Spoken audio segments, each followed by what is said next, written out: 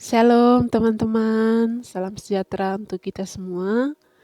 Kita akan mendengarkan firman Tuhan hari ini di dalam kitab Yeremia pasal 17 ayat 5 sampai ayatnya yang ke-8. Firman Tuhan saya akan membacakan untuk kita semua. Lembaga Alkitab Indonesia memberikan judul Pergumulan Nabi oleh karena bangsa yang berdosa. Ayatnya yang kelima, beginilah firman Tuhan. Terkutuklah orang yang mengandalkan manusia, yang mengandalkan kekuatannya sendiri, dan yang hatinya menjauh daripada Tuhan. Ia akan seperti semak bulus di padang belantara. Ia tidak akan mengalami datangnya keadaan baik. Ia akan tinggal di tanah angus di padang gurun, di negeri padang asin yang tidak berpenduduk. Diberkatilah orang yang mengandalkan Tuhan, yang menaruh harapannya pada Tuhan.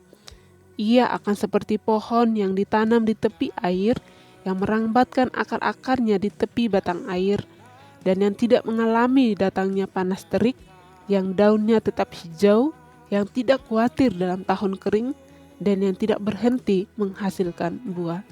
Demikian firman Tuhan, berbahagialah setiap kita yang membaca, merenungkan, serta melakukan firman Tuhan dalam kehidupan kita tiap-tiap hari. Firman Tuhan hari ini saya akan memberikan tema, diberkati karena mengandalkan Tuhan. Diberkati karena mengandalkan Tuhan. Teman-teman yang dikasihi Tuhan, Nabi Yeremia ini dikenal sebagai Nabi peratap. Ia dipanggil Tuhan untuk menyampaikan berita penghukuman kepada bangsa Yehuda karena dosa yang terus-menerus mereka lakukan, yakni persinahan rohani. Teman-teman bisa membaca di ayat yang 1 sampai ayat yang kedua. Padahal bangsa Yehuda ini adalah umat pilihan Tuhan. Namun justru mereka tidak hidup dalam pengandalan akan Tuhan, melainkan mengandalkan ilah-ilah dari bangsa-bangsa yang ada di sekitarnya. Hal ini adalah kekejian di mata Tuhan. Di ayat yang ketiga sampai ayat yang keempat ini merupakan nubuatan pembuangan yang akan dialami bangsa Yehuda jika tidak bertobat dari dosanya. Dalam keadilan dan kasih-Nya, Allah menyatakan berita penghukuman sekaligus berita anugerah, berita kutuk tetapi juga berkat, dengan maksud agar umat Tuhan mempergunakan kesempatan untuk bertobat dari segala dosanya. Allah menginginkan agar umatnya mengalami anugerah dan bukan penghukuman, mengalami berkat dan bukan kutuk karena mengandalkan Tuhan. Kata mengandalkan Tuhan dalam bahasa Ibrani-nya disebut batak, berarti mempercayakan diri, bersandar, dan merasa aman di dalam Tuhan. Melalui ayat yang kelima sampai ayat yang ke-8 yang sudah kita baca tadi, kita akan melihat dua kondisi yang bertolak belakang, yakni kutuk dan berkat, dengan tujuan agar kita tidak mengalami keadaan terkutuk, melainkan mengalami berkat Tuhan karena mengandalkannya. Bagian yang pertama, siapa yang terkutuk, ayat yang kelima, dan siapa yang diberkati, di ayat yang ketujuh. Siapakah yang akan mengalami kondisi terkutuk? Ini merupakan peringatan keras bagi bangsa Yehuda, oleh karena tiga hal yang menjadi tabiat bangsa ini. Yang pertama, mereka mengandalkan manusia. Bangsa Yehuda mengandalkan kekuatan bangsa-bangsa di sekitarnya untuk mendapatkan pertolongan dan mengalami ketenangan. Bahkan tidak jarang bangsa Yehuda ini menyembah dewa-dewa asing seperti Baal dan Asyoret karena mereka tidak puas dengan kehidupan yang mereka alami. Yang kedua, mereka mengandalkan kekuatannya sendiri. Umat Tuhan memiliki kemampuan yang lebih dari bangsa yang lain pada masa itu. Mereka memiliki kekuatan ekstra dan mengalami banyak mujizat yang luar biasa. Namun, hal ini seringkali membuat mereka sombong dan mengandalkan kekuatan sendiri. Yang ketiga, yang hatinya menjauh dari Tuhan. Sesungguhnya bagian ini merupakan hal yang paling mendasar, yakni hati umat Tuhan menjauh dari Tuhan. Kata menjauh berarti sesuatu yang terjadi tidak secara instan, melainkan melalui sebuah proses. semakin lama semakin jauh. Meskipun mereka masih tetap melakukan ibadah keagamaan, namun hati mereka semakin menjauh dari Tuhan. Bagaimana dengan kita pada saat ini? Dapatkah kita dalam tanda kutip tidak mengandalkan manusia atau kelebihan yang kita miliki, baik itu karunia, kemampuan, dan pengalaman yang kita miliki? Kecenderungan untuk mengandalkan kekuatan manusia dan kekuatan diri sendiri mengakibatkan hati yang akan menjauh daripada Tuhan. Hal ini terjadi melalui sebuah proses. Karena itu, hendaknya kita tidak memberi peluang sedikit pun untuk melakukan dosa ini. Di tengah kesulitan yang dihadapi oleh umat Allah, Allah menghendaki agar mereka menanti-nantikan pertolongan hanya yang daripada Tuhan. Poin yang kedua, keadaan orang yang tidak menanti-nantikan Tuhan. Yeremia menyatakan secara jelas keadaan orang yang tidak menanti-nantikan Tuhan dengan mengungkapkan keadaan umat Allah, bahwa umat Allah yang merasa bahwa hidup mereka tersembunyi dari Tuhan dan tidak dapat mendapat perhatian dari Tuhan. Pernyataan ini menjelaskan bahwa umat Allah kehilangan pengharapan. Di ayat 30 juga menunjukkan bahwa orang-orang yang tidak menanti-nantikan Tuhan menjadi lelah, menjadi lesuh, dan dengan mudah jatuh tersandung.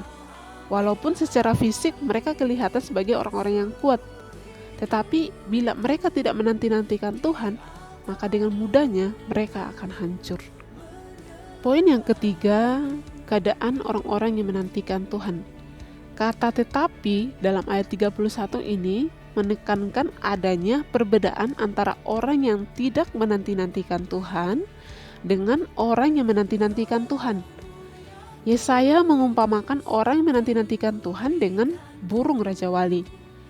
Burung Raja Wali memiliki beberapa kebiasaan yang dapat menggambarkan keadaan atau ciri dari orang yang menanti-nantikan Tuhan. Burung Raja Wali selalu mengebaskan bulu-bulunya yang sudah tua. Kebiasaan ini dilakukan oleh burung Raja Wali supaya bulu-bulunya yang sudah tua tidak menjadi penghambat dia untuk terbang. Ini memberikan gambaran bahwa orang yang menanti-nantikan Tuhan mau meninggalkan kehidupannya yang lama, sehingga tidak menjadi penghalang seperti yang dikatakan dalam Ibrani 12 ayat 1. Marilah kita menanggalkan semua beban dan dosa yang begitu merintangi kita dan berlomba dengan tekun. Siapakah yang diberkati? Ayat yang ketujuh memberi jawaban pada kita bahwa orang yang mengandalkan Tuhan dan menaruh harapannya pada Tuhan sesuai dengan arti kata mengandalkan, bahwa Allah menginginkan kita untuk mempercayai Dia sepenuhnya, bersandar dan merasa aman di dalamnya. Sedangkan menaruh harapan pada Tuhan berarti mempercayai Allah bukan hanya untuk hal-hal yang kelihatan, tapi juga untuk hal-hal yang tidak dapat kita prediksi, yakni hari depan dan kehidupan kekal. Di bagian yang keempat tentang kondisi terkutuk di ayat yang ke-6 dan kondisi diberkati di ayat yang ke-8. Ayat 6 dan ayat yang ke-8 memberikan gambaran kepada kita tentang kondisi terkutuk yang dikontraskan dengan kondisi diberkati, yakni yang pertama seperti semak bulus di padang belantara, menunjukkan ada kehidupan, tetapi sebuah kehidupan yang tidak berpengharapan. Kontras dengan keadaan pohon yang ditanam di tepi air yang merambatkan akarnya ke tepi batang air, yang menunjukkan kehidupan yang penuh pengharapan. Yang kedua, tidak akan mengalami datangnya keadaan baik, menunjukkan keadaan yang sangat memprihatinkan, sulit dan tidak aman atau sejahtera. Kontras dengan tidak mengalami datangnya panas terik, daunnya tetap hijau, dan tidak khawatir dalam tahun kering. Yang unik dalam bagian ini adalah keadaan baik, aman, dan sejahtera meskipun dalam keadaan yang sulit.